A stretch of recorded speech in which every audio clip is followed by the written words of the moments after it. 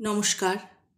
আজকে আমার নিবেদনে কবি পূর্ণেন্দু পত্রীর লেখা কবিতা কখন আসছো তুমি।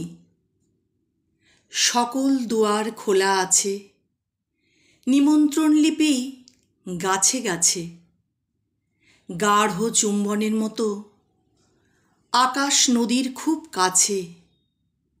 রোদে ঝলমল, কখন আসছো তুমি বলো।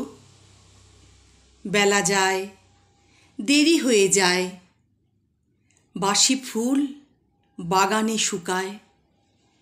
অন্যান্য সমস্ত লোক আড়ম্বরপূর্ণ হেঁটে যায়।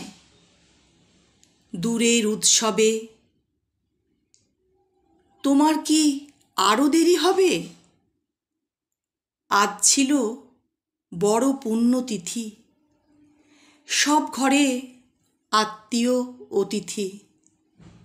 পুরনো কাপড় ছেড়ে নতুন বসনে বনবিথি। সেজেছে নবীনা, জানি না তুমি জানো কি না। একা আছি, শূন্যতায় আছি, বুকে ওড়ে বিতৃষ্ণার মাছি। মনের সংলাপ থেকে যা কিছু বাসনাময় বাছি।